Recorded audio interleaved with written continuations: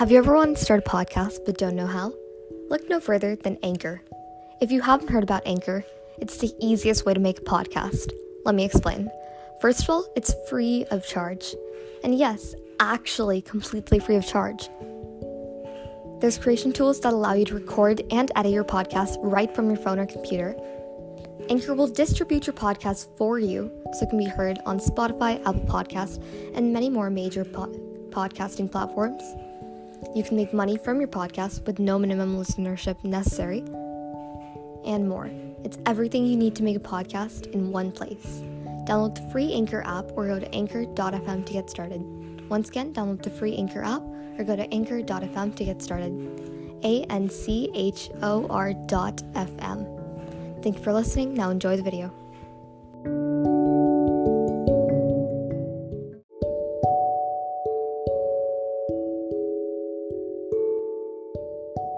Greetings, lovers of lore. I'm your host for today, Original Orchid, and today we're going to be talking about the amazing webtoon Your Throne, particularly why Psyche Callista be the next empress of the empire and the person to succeed Eros, the current crown prince. But before we go into that, let's put out some disclaimers. First of all, none of this content belongs to us, but the amazing creator of the webtoon Your Throne, which, by the way, there will be spoilers about, so please read the webtoon before you listen to this episode. I'll link the amazing webtoon down in the description down below, so go check it out. Secondly, these are our opinions, not facts, but please feel free to share yours. In the past few weeks, we've had some amazing Lovers of Lore discussions, and would love to have some more. So depending on your platform, please feel free to message us with your opinions, or leave them in the comments down below. So, without further ado, let's get to it.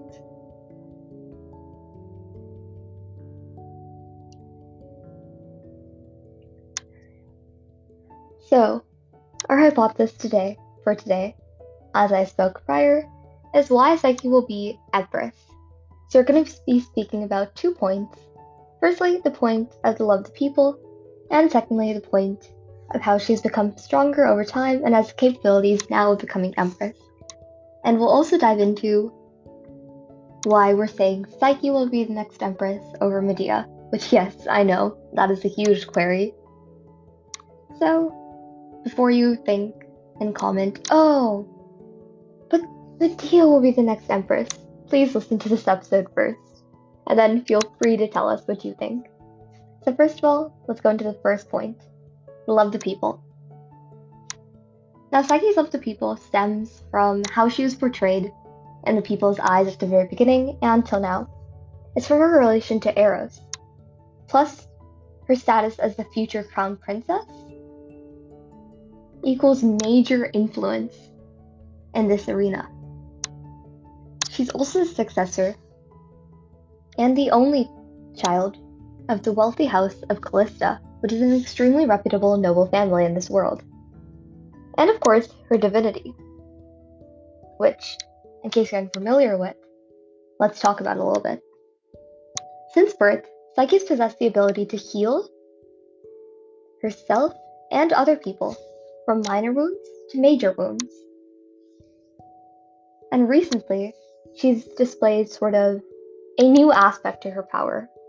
Not just healing, but also perhaps something we're not aware of yet.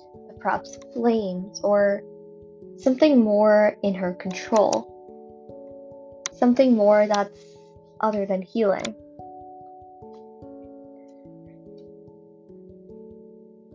Now, before everyone goes into the fact that it's an uncontrollable power, she has no voluntary control over it.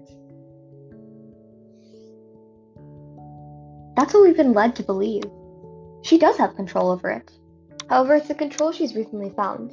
Unlike how Eros believes she's forced to use it, this isn't exactly the case. She controls her powers as one controls their emotions. Now, why is this relevant? Everyone views her in this innocent sort of light, sort of depiction, especially with the healing powers they believe she'll always use. At least the people that currently know she has this power. By having this new edge, She has a leg up against those who know her and those who would want to stop her from achieving what she can achieve. A trump card, if you will, which overall helps her lead herself to victory. Now, of course, this is amazing information, but why does this help regarding the point of love the people and becoming empress? This divinity that she regales in front of her shows that she's this chosen child of God.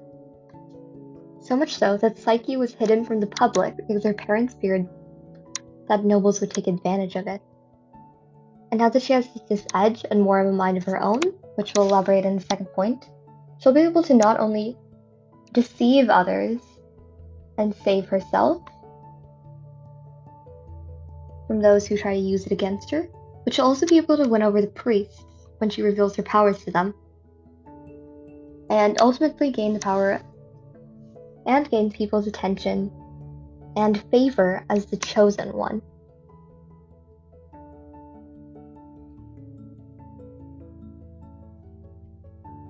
This is later reflected in the second point, which is she has become stronger over time and has the capabilities of becoming empress. To put it slightly, or to put it in a better light, she has a mind of her own now. Before, she was always raised and always told to be obedient to the god who gave her her divinity, and never questioned these gods' motives. She was repeatedly told this mantra, which is why she's readily assumed that Eros was her god, when he took it upon himself to ensure her freedom, at least as far as her eyes could see. But that's not the case anymore. She questions why she has this power. She questions what she can do with it. She questions why everyone looks upon her in a certain way. She questions what lies beneath her powers, what the motives were behind giving her these powers, why she was the one given these powers.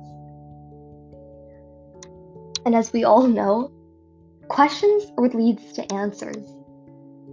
When you're forced into this corner of a room and you refuse to find your way around it, to open the door to the room, to ask questions, you're basically stuck there. You're not doing anything to help you get out of that corner, and you're not doing anything that could potentially improve that situation. That's the situation that she was put into. She was always told never to question these gods' motives, never to question anything about her powers, never unveil her powers, always be trapped in this basement, and by her parents who told her that people would take advantage of it. And they could have. But she never questioned it, and that was the real issue there. If she had questioned it, if she had asked, why me? If she asked, why do people want to take advantage of it? If she had asked, what can I do to help myself? All of this would have never happened. But now she is able to question it. And she's just unlocked so many more, potential motives for herself. Particularly because this divinity is extremely rare. This divinity is only given to the imperial family and the church, as far as people are aware. Which is why several people, including myself, have assumed that Eros may be keeping Psyche as a secret, just to protect the power of the imperial palace. Because if people understand that not only the imperial palace and the church, which shape the kingdom, can have this divinity, people would start a riot. People would ask, why do we have this monarchy? What is happening through it? Why has this child of nobility gotten it when she is neither of the imperial palace or the church? Maybe that's why he wanted to make her part of the imperial family, so he can give an explanation for where she's acquired it. But that's where this problem lies. She had never questioned his motives. She had just assumed when he decided that, in front of her eyes, he was going to be the person that kept her freedom. He was going to be the person that was responsible and held accountable for her enjoyment of life, her freedom. She had never questioned it. She had never questioned his motives. She had never questioned why he had approached her particularly. She had never questioned, oh, if this came to me, it might have came to other people. Why is he only talking to me? Why is this happening? None of that had ever happened. Now, why does this matter in addition to everything else? Of course, it also backs the point that she's no longer in the situation where she's not asking questions, where she's not actively trying to improve her situation. But it's a bit more than that. With this new edge that she has, which Eros is unaware of, she might just be able to tip off the royal family. And of course, as we all know, if you've read the webtoon, there clearly needs to be a change in power, because Eros is not taking the empire anywhere. She's also able to make win-win relationships now, and understands that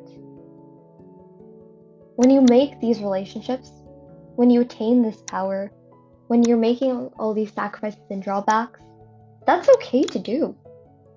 That is 100% something in your power that you must do for the good of the people, which is something that, well, several other people in the royal family, particularly Eros, have been doing. They're not doing it for the good of the people. And after a certain period of time, we can all see who fake people are. We can all see what their true motives are that lie behind it. But she's never had a motive behind it. She has just wanted the good of the people. And something of freedom, something of light in herself, which is now attainable.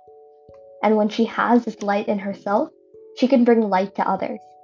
She can carry this torch of hope and energy and positivity to the rest of the kingdom, which Eros is currently not able to do. Now, as many people are probably wondering, what about Medea? Because as we've discussed recently on this podcast, in our last video where we talked about where Medea's morals lie behind and what exactly is her personality. Is she good? Is she bad? I'll link that video down in the description, by the way, if you'd like to check that out. We discussed that she's incredibly intelligent. She has an incredible amount of potential. And she has this incredible power where she's able to destruct and unify by her will.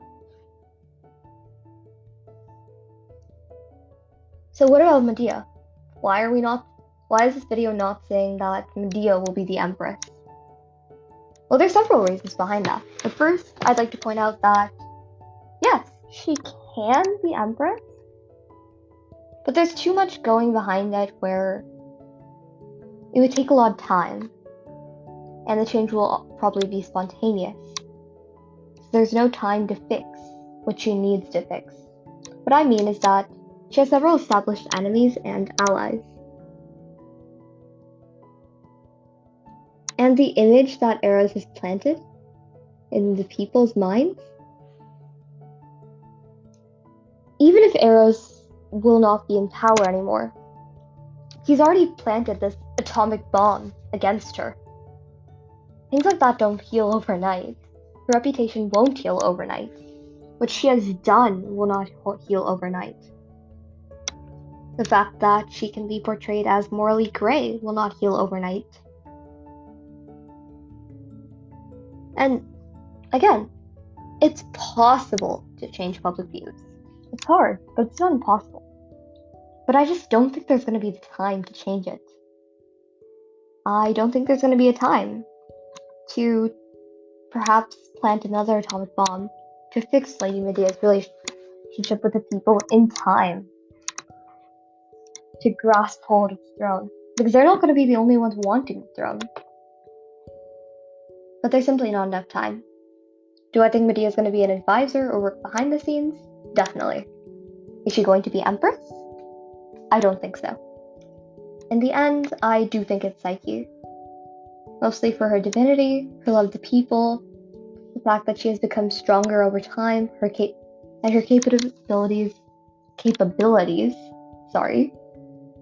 of becoming empress have just skyrocketed over the last few episodes.